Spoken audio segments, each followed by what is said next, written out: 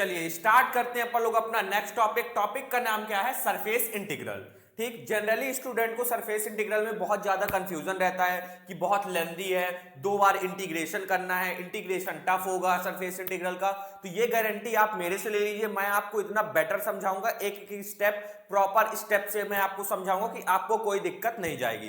ठीक, तो चलिए अपन लोग स्टार्ट करते हैं। अपन लोग नेक्स्ट टॉपिक, टॉपिक का नाम क्या है? Surface integral. सरफेस इंटीग्रल का जो फॉर्मूला होता है वो होता है double integration F vector dot dx equal to double integration F vector dot n cap dS. अपने को ये क्वेश्चन में दिया रहेगा, अपने को ये क्वेश्चन में दिया रहेगा, अपने को ये निकालना पड़ेगा, अपने को क्वेश्चन पे ये दिया रहेगा, अपने को ये निकालना पड़ेगा। तो सबसे पहले ये देखिए एन कैप क्या होता है। ये जो एन कैप होता है यूनिट नॉर्मल वेक्टर होता है। जब मैं आपको ग्रेडियंट पढ़ा रहा था तो मैंने आपको बताया था यूनिट नॉर्मल वेक्टर क्या होता है। जिन्होंने नहीं देखा है वीडियो वो देखे, और जिनको नहीं भी देखना है मैं उनको यहाँ पास बताऊंगा। यूनिट नॉर्मल वेक्टर होता है एन, और एन कैप का जो वैल्यू रहता है, एन कैप का जो फॉर्मूला रहता है वो आपको पता है क्या होता है? Gradient F upon modulus of gradient F. ठीक, एन कैप का फॉर्मूला क्या होता है?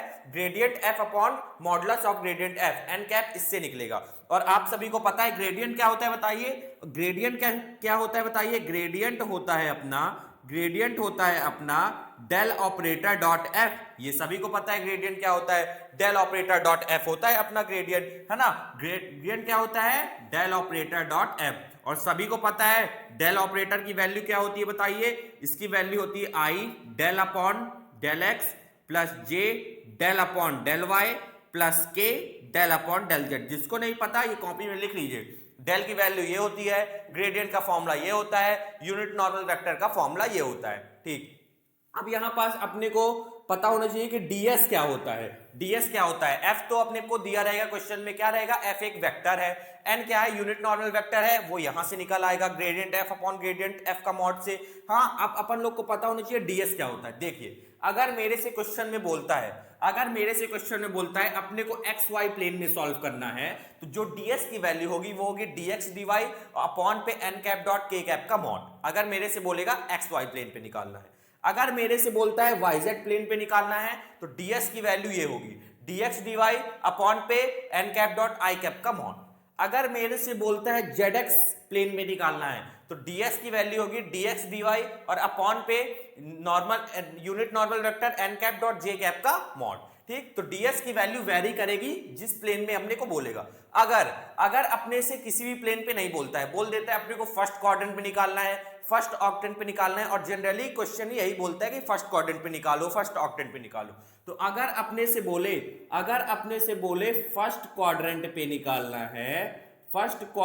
निकालना है, या बोले अपने को फर्स्ट ऑक्टेंट पे निकालना है, तो हम लोग एक्स वाई प्लेन कंसीडर करेंगे। हम लोग क्या कंसीडर करेंगे? एक्स वाई प्लेन कंसीडर करेंगे। तो अगर फर्स्ट क्वाड्रेंट और फर्स्ट ऑक्टेंट में बोलता है तो अपन ds की वैल्यू ये वाली लेंगे, क्या? dx dy अपॉन पे n cap dot k cap का मॉड। ठीक, इतना आपको क्लियर हुआ। अगर अपने क्वेश्चन पे x y y z z x plane नहीं देता है, जनरली क्वेश्चन में ये सब नहीं देता है कि एक्स वाई प्लेन में निकालो, वाई जेड प्लेन में निकालो, जेड एक्स प्लेन में निकालो। क्वेश्चन पे यही देता है कि फर्स्ट क्वाड्रेंट पे निकालो, फर्स्ट ऑक्टेंट पे निकालो। अगर ऐसा देता है तो ds की वैल्यू ये रही dx dy और अपॉन पे n cap dot k cap का मॉड। ठीक, आप लोग समझ गए होंगे कि ये अपने को देगा, ये अपने को निकालना पड़ेगा। ये n कैप कैसे निकलेगा? ऐसे निकलेगा। और ds कैसे निकलेगा? ऐसे निकलेगा, प्लेन पे वैरी करेगा। और अगर आपसे बोलता है फर्स्ट क्वाड्रेंट और फर्स्ट ऑक्टेंट में निकालना है तो अपन लोग एक्स वाई प्लेन कंसीडर करके चलेंगे। ठीक, तो पॉज करके इतना नोट करिए, फिर मैं क्वेश्चन की मदद से आपको स्टेप बाय स्टेप प्रॉपर समझाता हूं। ठीक है, चलिए पॉज करके नोट करिए। चलिए तो आते हैं अपन लोग अपने पहले क्वेश्चन में से। पहला क्वेश्चन क्या दिया है? पहला क्वेश्चन आपने को दिया है इवैल्यूएट डबल इंटीग्रेशन। जहां भी आपको डबल इंटीग्रेशन दे तो इसका मतलब सरफेस इंटीग्रल की बात कर रहा है। ठीक, yz i cap plus zx j cap plus xy k cap ds ये अपने को दिया हुआ है। Where s is the surface of the sphere. s क्या है? सरफेस है किसका? स्फीयर का। उसकी इक्वेशन भी दी है अपने को, x square plus y square plus z square equal to 1 in first octant. अपने को कहां पास निकालना है? फर्स्ट ऑक्टेंट पे निकालना है। और मैंने आपको बताया है अगर फर्स्ट ऑक्टेंट बोले तो इसका मतलब क्या है? एक्स वाई प्लेन पे अपने को निकालना है। तो सबसे पहले मैं क्या करूंगा? अपना जो सरफेस इंटीग्रल का फॉर्मूला होता है वो लिखता हूं। सबसे पहले मैं क्या करूंगा? जो मेरा सरफेस इंटीग्रल का फॉर्मूला होता है वो लिखूंगा। क्या होता है? Double integration s। ठीक, f vector dot ds vector equal to double integration F vector dot n cap और ds, ये होता है। ठीक है, ये अपने को दिया रहता है, ये अपने को ये दिया हुआ है, ये दिया हुआ है, अपने को ये निकालना है। अपने को बताइए कहां पास बोल रहा है, फर्स्ट ऑक्टेंट में बोल रहा है। ये देखिए फर्स्ट ऑक्टेंट, तो आपको पता है फर्स्ट ऑक्टेंट में ds की वैल्यू बताइए क्या होती है, ये होती है dx dy और n cap dot k cap का क्या होता है, मॉडुलस होता है। ठीक, तो चलिए मैं क्या करूंगा इस ds की जगह अपनी ds की वैल्यू लिखूंगा जो मेरी फर्स्ट ऑक्टेंट में रहती है। और आपको पता है फर्स्ट ऑक्टेंट में हम लोग या फर्स्ट क्वाड्रेंट में एक्स वाई प्लेन कंसीडर करते हैं। तो ये मेरा हो जाएगा, ये मेरा क्या हो जाएगा, देखिए ये मेरा हो जाएगा double integration F vector dot n cap और इस ds की जगह मैं अपना फर्स्ट क्वाड्रेंट वाला एक्स वाई प्लेन की ds की वैल्यू लिखूंगा। क्या होती है, dx अपॉन dy अपॉन पे मॉडुलस होगा किसका, n cap dot k cap का। ठीक, चलिए तो अब मेरे को ये वाले टर्म सारे निकालना पड़ेगा। एफ वेक्टर मेरे को ये वाला, ये जो रहेगा ये मेरा एफ वेक्टर है, मेरे को n कैप निकालना पड़ेगा। n कैप तो पता नहीं, तो सबसे पहले मैं क्या करूंगा, n कैप निकालूंगा।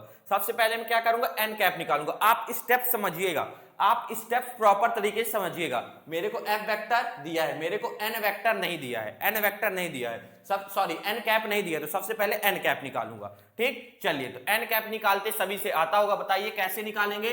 n कैप बराबर क्या होता है बताइए, n कैप बराबर होता है अपना सभी को पता है gradient f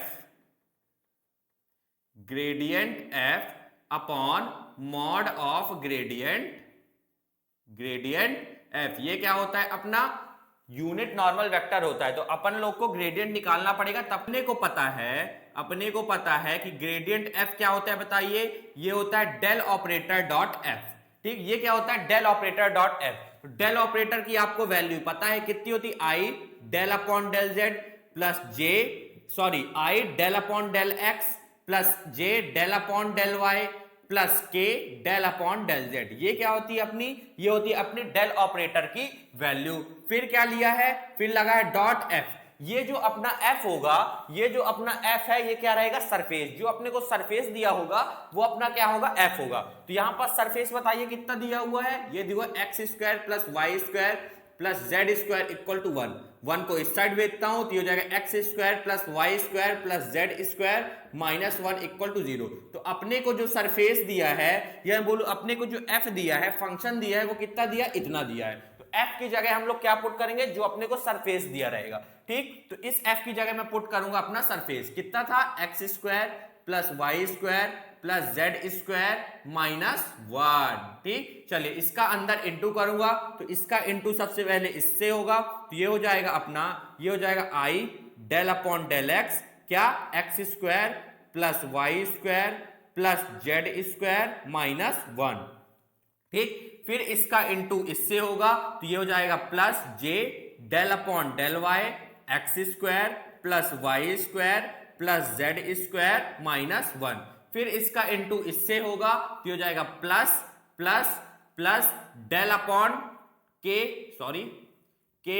del upon del z x square plus y square plus z square minus 1। ठीक, इतना आपको क्लियर हुआ, ग्रेडियंट निकालते सबसे आता होगा। अब मैं इसको x के रिस्पेक्ट में डिफरेंशिएट करूंगा, तो ये हो जाएगा i एज इट इज, इस पूरे का x के रिस्पेक्ट में डिफरेंशिएट करूंगा, तो एक्स स्क्वायर का डिफरेंशिएशन करूंगा तो कितना हो जाएगा x के रिस्पेक्ट में, 2x हो जाएगा, y स्क्वायर का x के रिस्पेक्ट में 0, z स्क्वायर का x के रिस्पेक्ट में 0 और माइनस 1 का x के रिस्पेक्ट में 0। क्यों 0, क्योंकि y square z square minus 1 x के रिस्पेक्ट में कांस्टेंट जैसे बिहेव करेंगे, plus j as it is, इसका y के रिस्पेक्ट में करना है, तो x स्क्वायर y के रिस्पेक्ट में कांस्टेंट, और कांस्टेंट का 0 और y स्क्वायर का हो जाएगा 2y और z स्क्वायर माइनस 1 का भी 0, क्योंकि y के रिस्पेक्ट में कांस्टेंट है ये। फिर लगेगा प्लस, क्या लगेगा, प्लस लगेगा।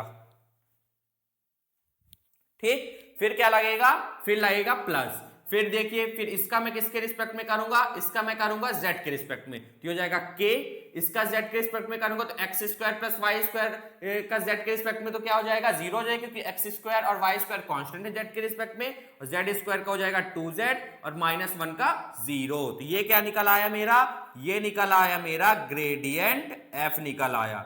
ये क्या निकल आया मेरा ग्रेडियंट एफ। इसका मतलब मेरा ये वाला पार्ट निकल आया। ये वाला पार्ट कितना निकला, इतना निकला। तो इसको अरेंज करके लिख देता हूं, तो ये हो जाएगा 2xi plus 2yj plus 2zk। ये क्या निकल आया मेरा ग्रेडियंट एफ।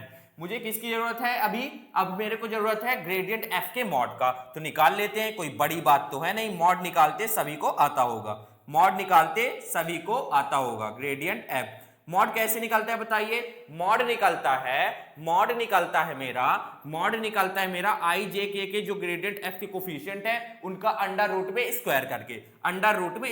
तो चलिए कर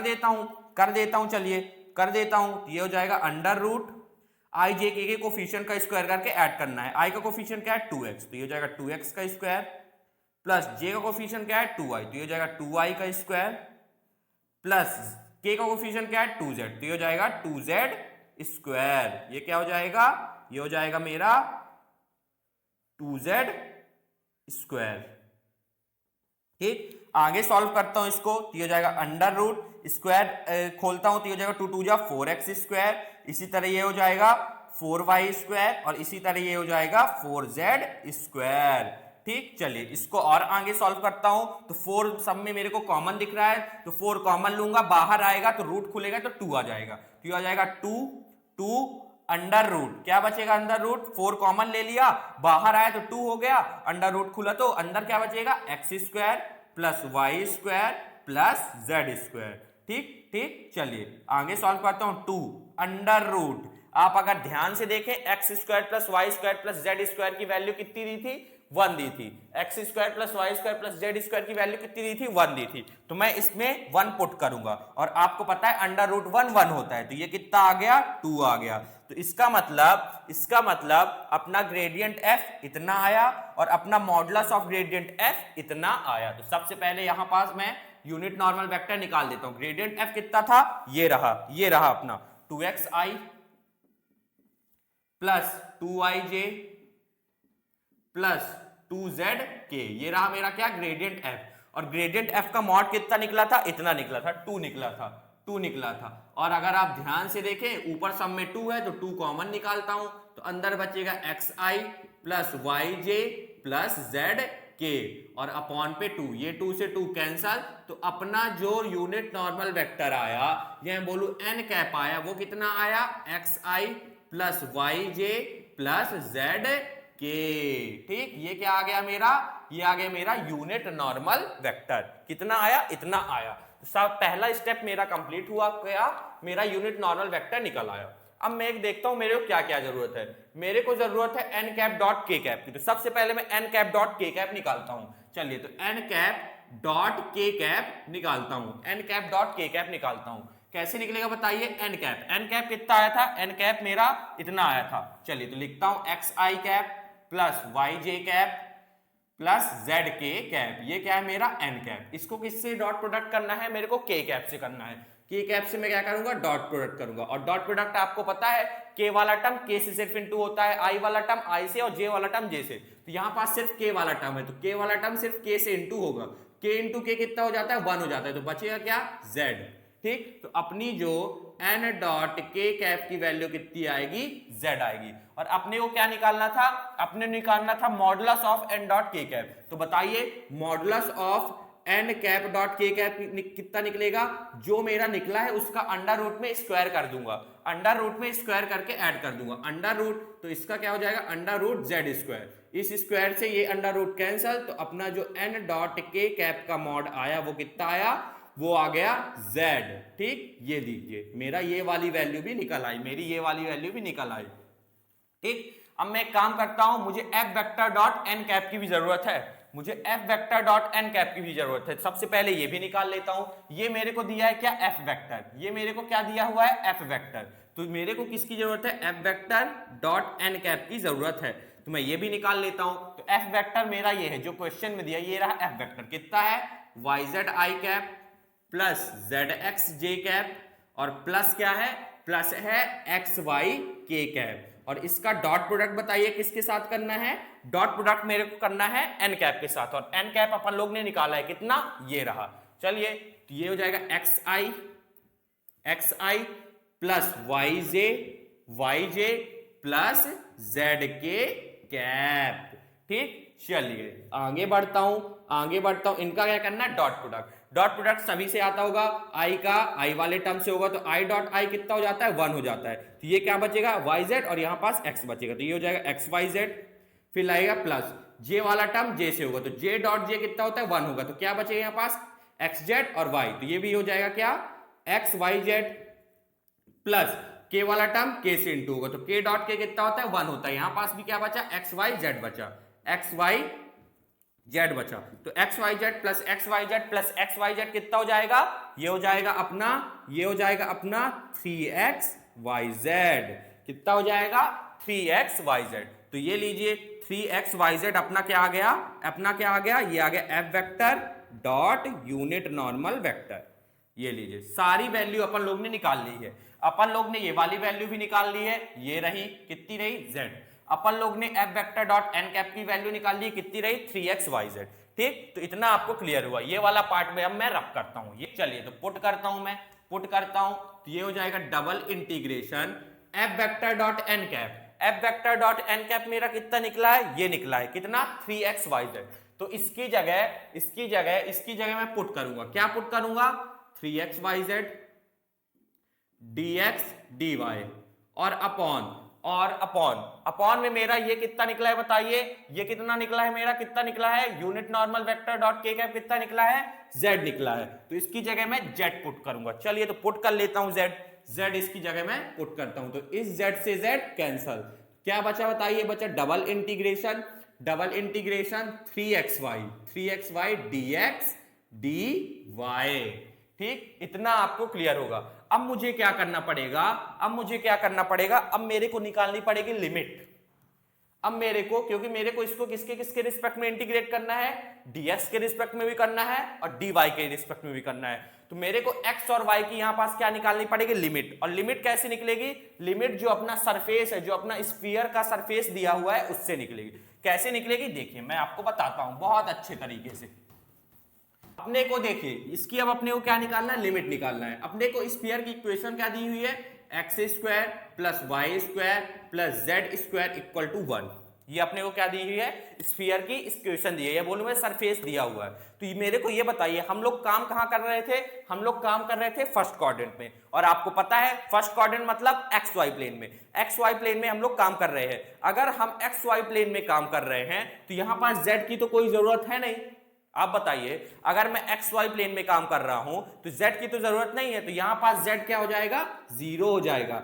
जिस प्लेन में हम लोग काम करेंगे सिर्फ वही वैल्यू होना चाहिए, उसके अलावा सारी वैल्यू 0 हो जाएंगी। तो अपन लोग काम कहां कर रहे हैं, फर्स्ट ऑक्टेंट मतलब एक्स वाई प्लेन पे, और एक्स वाई प्लेन पे z नहीं होता है, सिर्फ एक्स वाई होते हैं। तो यहां पास इस इक्वेशन में z था, लेकिन हम लोग काम तो एक्स वाई प्लेन में कर रहे हैं, तो z की जगह क्या आ जाएगा, 0। तो ये इक्वेशन अपनी बनेगी x square plus y square equal to 1।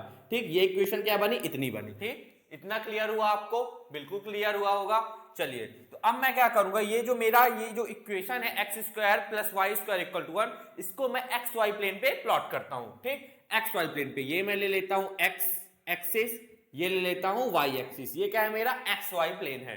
ठीक, चलिए तो अगर मैं x की जगह 0 पुट करूंगा तो y मेरा कितना आ जाएगा, 1 आ जाएगा। अगर मैं x की जगह 0 पुट करूं, x की जगह अगर मैं यहां पास 0 पुट करूंगा तो y कितना आ जाएगा बताइए, 1 आ जाएगा। तो एक पॉइंट मेरे पास आया क्या, 0,1। जब मेरा x क्या रहेगा 0 तो y क्या रहेगा, 1 रहेगा। ठीक, ये एक पॉइंट आया मेरा। ठीक है, फिर मैं क्या करूंगा, y की जगह 0 पुट करूंगा। जब मैं y की जगह 0 पुट करूंगा तो x मेरा बताइए कितना आ जाएगा, x मेरा आ जाएगा 1। तो ये पॉइंट मेरा क्या आया, 1,0 आया। ठीक, इतना क्लियर हुआ। ठीक, इतना आपको क्लियर हुआ होगा। ठीक, तो मुझे क्या करना है, अपना ना जो डबल इंटीग्रेशन होता है ना, सरफेस इंटीग्रल का मतलब होता है एरिया निकालना। तो मुझे इस पाथ का क्या चाहिए, एरिया चाहिए। तो मेरे को लिमिट की जरूरत पड़ेगी। ठीक, ये तो ओरिजिन है तो ये तो 0 0 ही होगा, ये तो 0 0 ही होगा। तो मेरे को क्या चाहिए, लिमिट चाहिए। तो लिमिट के लिए देखिए, ये लिमिट मेरी x की तो यहां से मिल गई 0 से 1। x की लोएस्ट वैल्यू क्या है, 0, और हाईएस्ट वैल्यू क्या है, 1। तो यहां पास मेरे को क्या, x की लिमिट मिल गई। x की लिमिट बताइए कितनी मिली, 0 से 1 मिल गई। 0 to 1 मेरे को क्या मिल गई, x की लिमिट मेरे को मिल गई।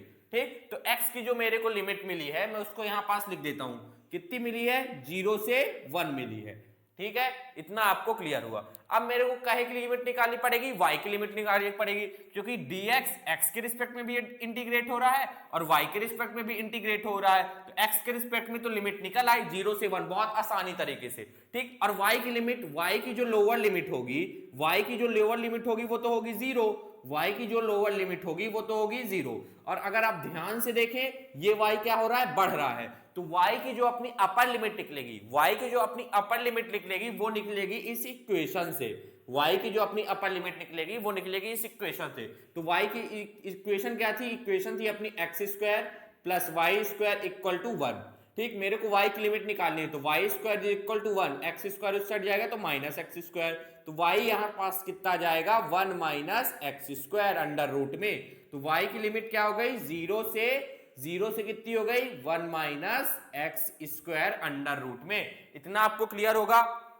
तो स्टेप क्या रहेंगे आपके, क्या निकालने के लिए, आपका लिमिट निकालने के लिए सबसे पहले जो इक्वेशन दी रही होगी एक बार आप इक्वेशन में x पुट करेंगे, ठीक, तो आपका y आ जाएगा तो एक पॉइंट आ जाएगा। फिर आप इक्वेशन में एक बार y0 पुट करेंगे तो x का कोई पॉइंट आएगा तो एक पॉइंट आ जाएगा, दोनों पॉइंट आ जाएंगे। ठीक, दोनों पॉइंट आ जाएंगे। फिर x का तो बहुत आसानी से निकल आता है क्योंकि x का आपको सीधे ही लाइन में दिया रहता है, x की लिमिट 0 और हाईएस्ट वैल्यू क्या हो जाएगी, 1 हो जाएगी।